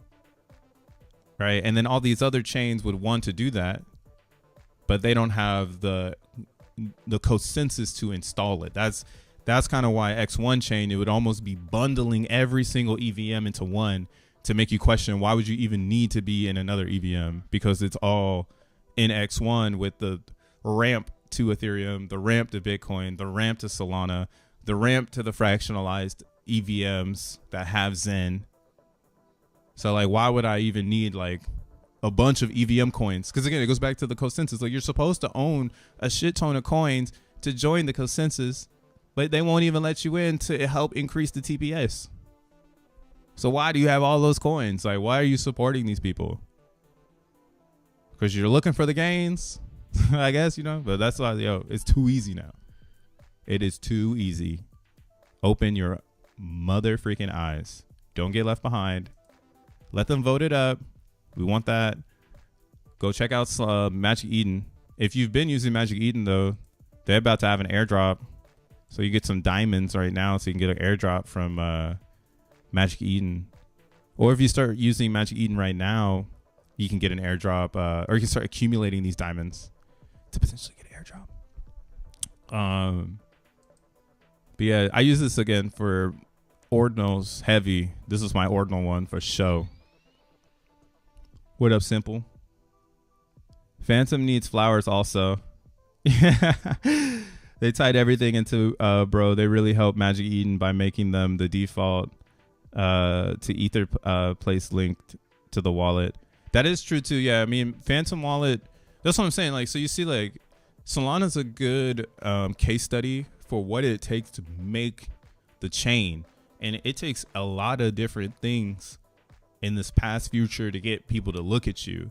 Now all they need to do is show how fast the chain is, and people don't even give a fuck if it's really fast. Now that they've heard it so much, they've heard Solana. Now they're seeing the results, and they're like, oh, this is why I hear this word, right? Me, I'm on the other end of the spectrum where I'm like, oh, this is why these developers keep talking about this shit, right? And eventually everybody else will just pile in behind, because now the intellectual, like the frequency of intellectual confirmation is out there. We are all confirming, like, yup, you know, that's like solXEN. Once the fucking branch is out and everyone's like, yup, it's like, yup, it's live, it's about to go live soon, or it's coming together, or, oh, we need to tweak a little bit of that because it wasn't the yup we were looking for, you know? So it's getting really interesting now, guys. It's extremely different than 2017. I had actually I had said that in this talk with Jack, where I was saying that in 2024 programs or blockchains in 24 is about programming the hardware, whereas blockchains in 2017 were about programming a well-versed database. And that's kind of why it may be hard to really separate the Ethereum database from newer chains. But that is why, you know, it's like if we added all these TPSs together, then they would be a Solana, and they technically are all Ethereum. So technically Ethereum does have Solana's TPS when you really think about it. But you just maybe need to be on Binance or Polygon to like experience that and expose yourself to potential risk and things. But hey, it's got it, you know, if you really want it. If you really want it, if you want that 2017 to work in 24, if you want that adapter on top of adapters, where here I got that good one. Yo, if you want one of these adapters right here, bruh, the fucking headphone jack for the iPhone, this is Ethereum right now. The fuck? I ain't having that. That's weird. Plug in this shit to plug in that shit to make that shit work with that shit? Nah, man. That's not 2025. There ain't no way. There ain't no way this is the end game. Plug this into that thing? Fuck that.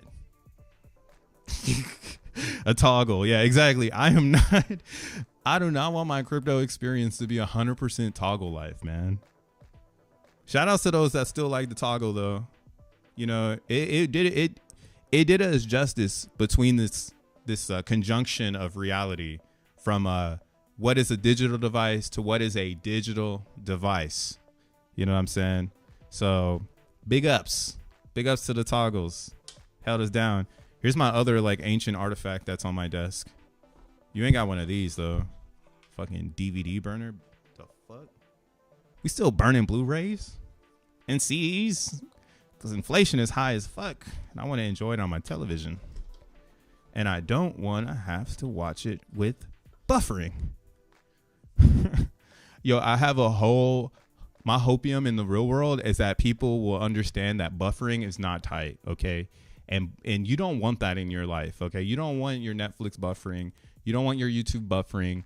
Buffering is all bad. So if you live somewhere in the world and you have a lot of buffering, dude, let's get back to physical media. Fuck buffering. Fuck being held down by the man. I'm going to go and buy my media. No buffering. All high quality pixels. Physical media to the fucking moon. Let's get it. Yeah, that's another ancient artifact I have. So if you want to keep plugging in them, do you? Because they're going to let you plug in. This is the last bit of plug-in we need, guys. This White House thing, and we're good. Now, I'm going to get the hell out of here. But tomorrow, I hope, or maybe by Friday, I hope to give an update on how to mine this new SolXEN branch where it's using 4... Where's that shit at? Where's it at? It's using oh, I thought I had it here. Maybe I can. Oh no, it's right here. Okay. Let's see. This should work. So like now it's changed up where it's gonna use 4 addresses to mine every thread on Solana to get you more hashes. So something we noticed was like if you're using the miner, the one that I have in the description, it's only using 1 address and it's only hitting 1 thread. So you can hash, but you're hashing at a very slow rate compared to your neighbor. Your neighbor might be crushing it because they're hitting every single thread. And this is why, again, it's been fun to learn Solana, because I have never even seen anything like this before where I'm like, wow, I can really see how this can help developers that have broad ideas but want a ton of control of the idea itself when it's in the digital environment, right? That's real dev shit. Like I'm trying to control this shit before I release it to the public because it might live a mind of its own, you know? So this right here, this is a new way, a new approach, a new design. It's not complete yet. And that's why, again, I'm still waiting for them to say that this is great. Like this is where we're going. But yeah, right now what's happening is it looks like you're going to need to make 4 wallets, fund each one, and then it's going to run one giant program to hash SolXEN for you. And then what's cool is you'll be able to you know, monitor this live with this leaderboard here. Now the leaderboard doesn't want to work for me. Come on, leaderboard. Be a leader. All right, whatever. I'm going to refresh it. My computer might start running slow because when you run this miner, it uses your CPU to push the power out. Now, luckily, it's not taking over your whole computer. Your computer should be able to work, but the computer I'm using right now, it's running fucking streaming and like hella tabs and like, you know what I'm saying? So it's moving kind of slow. All right. But when you do it, it shouldn't move really slow unless you're doing other things on your computer. But damn, I'm getting pushed out right now. I'm number 18 now. But yeah, so what happens is that you're hashing under, so it's just like XENblocks. So in XENblocks, you send all of your coins to one address, right? It's not like my Zunies go to another address because it's mining another address, right? It goes to the one that I supply, and that's where they all land. So in solXEN world, all your hashes land on the Ethereum address that you want them to land on, right? So if you want to basically put all your hashes under one address, you can just use one address. Some people, they might want to divide their hashes and say, I want some over here, I want some over there. You know, I want to be, you know, protective of my hashes. So they might, you know, not, you know, do everything under one thing. Me personally, I like to just be like, fuck it, we in one zone. So I've collected all my hashes under this address. Now, what I can see down here is associated Solana accounts. So what this is now we have this breakdown where I can look at my ETH address, see how many hashes I've produced, how many super hashes I produced. And then down here, I can see every single wallet I've attached to this address. So this is really cool for the organization because, yeah, I've been testing different wallets to try to get different experiences, as well as I want to see where the mining difficulty truthfully is, right? See how long it takes possibly for some of these wallets to get taken out of their position based on the AMP, right? There's some game strategy here, so I'm watching this. But what's cool is that I get to see every single address hashing underneath this ETH address, and I can see how much solXEN each one has created, right? So this one has created 72 million solXEN, right? And it's ranked 29 right now out of 1,000. And that's where the next fun idea is like, wow, like consolidating all of these into one address. That's kind of like, this is going to have such a weird world. And again, Zen is a wing. It's just like whatever the fucking program decides to do with the technology, the program is going to respond. I think the program is going to like this one because the coins are so liquid. They're everywhere. And again, even me as a miner, I need to bring these coins to one wallet if I want that wallet to be superior. So theoretically, it's easier to be pseudo anonymous in this crowd because it's forced upon, like, everyone is pseudo anonymous because you have 4 different wallets, 4 different ways to get to you. You know, you could do this whole thing again, like where you mix your Ethereum address. Maybe you don't care about XEN, so you just, that would be nuts to see people creating fake ETH addresses so you don't know who they are on the other side, and they just sacrifice the XN. It goes into a black hole because that person didn't even want the ETH address. Damn, that'd be crazy. It's like the number one, like none of the fucking XN actually goes to them because they did a typo on their address. So don't do a typo on your address. That's a fact. But yeah, you see right now, this is, since I'm hashing, it's giving me some live time data on what's going on. So you get to watch your hashes happening in real time because that's the chain updates. So does the web interface. And again, this is one of the bonuses of building with Solana. You get live dashboards that you could get on Ethereum. But again, the call data or the information can be expensive, or you might need to run a node. And then if you don't have 32 Ethereum and you're trying to start a big project, now you can't run a fucking node, so you can't get all the information, so your RPC can be motherfucking fast. You know, it gets really, really fucking complicated. All right. So again, people like Solana because it's not as complicated to get real-time data. They just need to know how to code, and they can make the same thing that you could get on Ethereum, but you might need to buy a fucking Anchor membership just to get a good connection to the chain, right? They monetize the connection to Ethereum, bro. But there's no reason why they shouldn't, because it's a monopoly world that we live in. So I'm endorsing it because maybe one day I might need to invest in one of those fucking companies. But yeah, so solXEN's doing great, man. Go visit the website, get into it. I think Solana, XEN. Let's look at the number ones. Let's look at their top traders on Solana right now.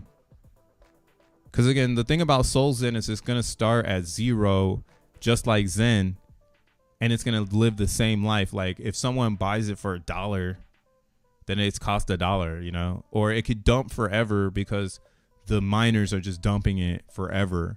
But then it's like, you know, if people are buying and there's dumping, then a market is created, and it's just like XEN, where you're just waiting for the amp to give the market to reduce the sell pressure. And I'm seeing it hard. Like I'm seeing this amp. If people come with a lot of Solana, this amp could go down really fast, and then that would mean you would have no solXEN. So then now you are a buyer if this price, if someone decides to go, you know what, now we do it. Send it. he sold, send it. Like that can happen on solXEN very easily because there won't be much liquidity.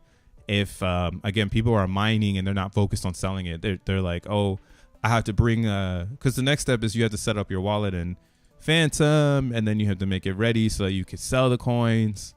So, you know, there might be some people who aren't they learned how to mine, but then they forgot to set up their Phantom wallet. So now they're like trying to set up Phantom and they're a little bit behind the sell. Then they sell for a loss, but they keep mining. You know, that's how markets started, yo. That's exactly how XEN started. And again, that's why XEN is in limbo. A true limbo coin. So solXEN should live the same life. It should be in limbo out the gate. And looking at the transactions here, again, on Ethereum right now, for instance, one of the reasons why XEN is hard to get attention is because you're trying to attract Ethereum people and no one's there trading right now. Everyone's afraid of gas going up. So, you know, you don't have a lot of trading going on over here in general. Number one is something called JJ, JJ, with 8.3 thousand transactions, number one on ETH. You go to Solana, and the number one, P.o.P, I mean, you could say it's botted, but who cares? That's just what it is. I mean, you don't see an 8,000 transactional token until you get to number 50. Once you get to number 50, you're looking at the same transactions as Ethereum. Right? Granted, to say like, oh, the transactions are cheap, but that's just it.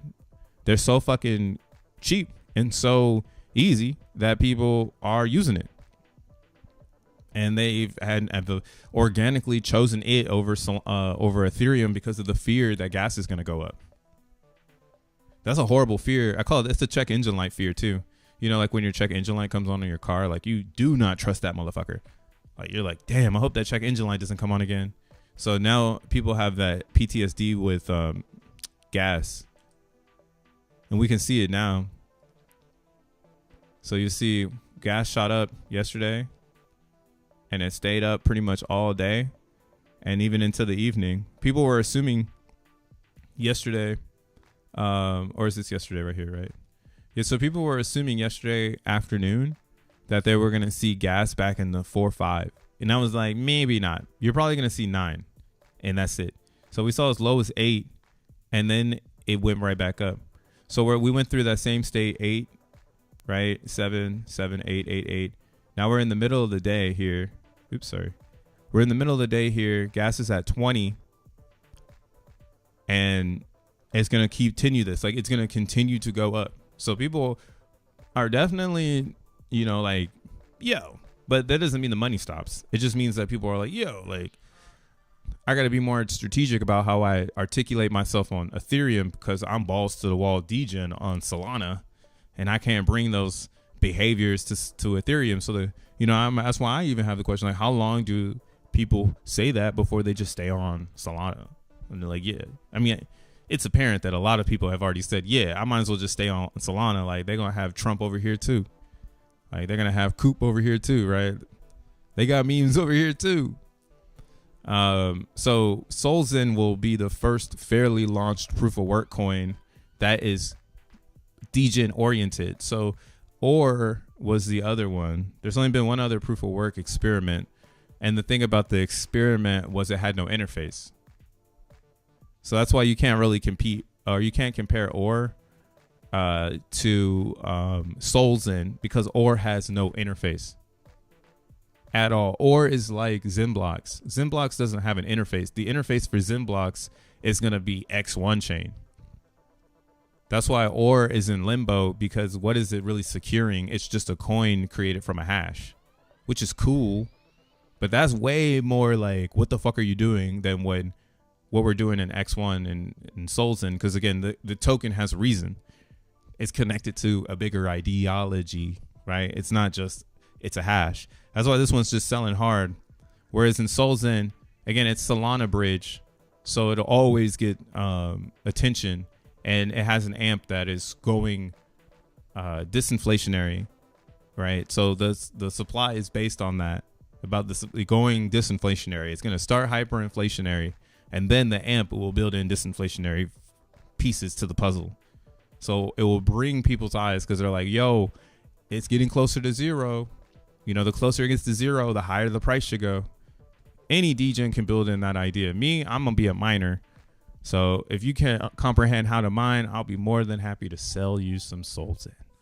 But yeah, this you can see got up to $287 right now. And it looks like it's seen an all-time high of $4,000 per token.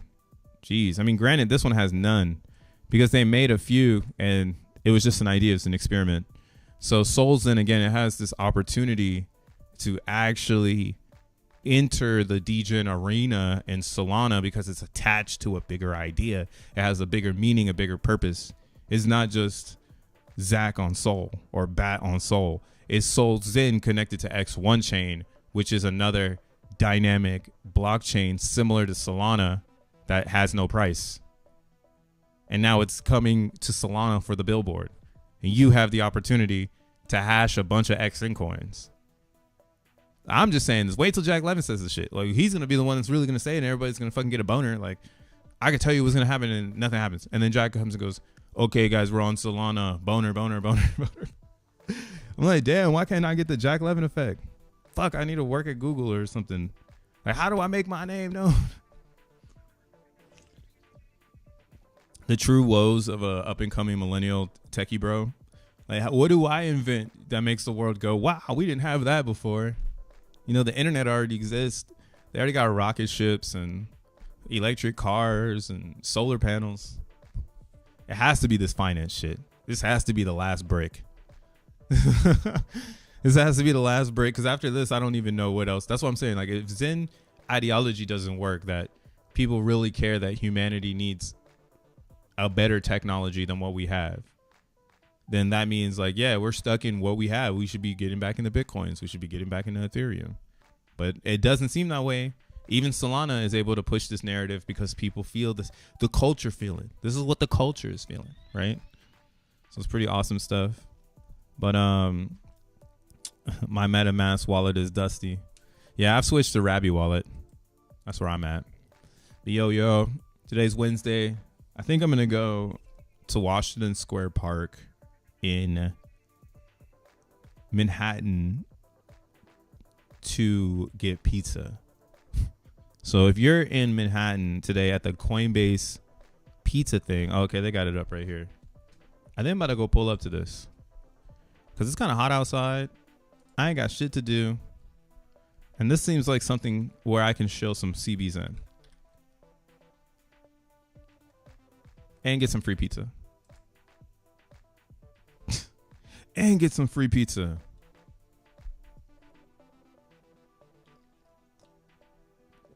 Damn, not that we're hiring. Man, fuck Coinbase though. I mean, it's like working for Apple right now, I guess you could say. This is literally, it feels like you're working for like something that's going to be huge. But yeah, they have this going on right now in New York City.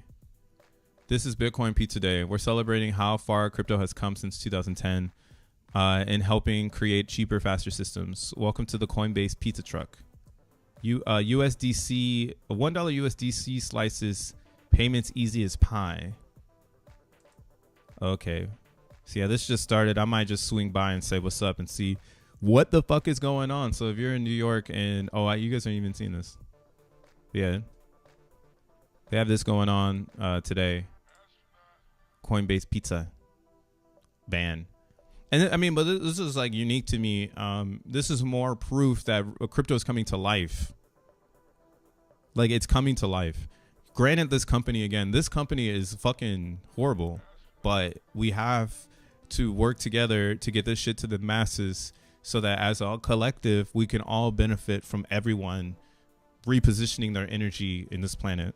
So I can only support Coinbase because at least they're giving me the vibe that they're going to help people remember the past, right? Doing the pizza thing is pretty dope because it's helping people remember that there was people at one point in time that had to build this shit and put it in their motherfucking living rooms so that it could get to $70,000.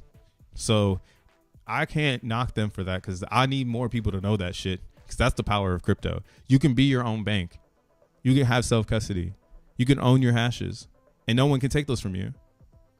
They can't. You can die with them in your brain. How gnarly is that? That's the ultimate password right there. Death in brain, bro. Super gnarly way to keep all your secrets. Peace.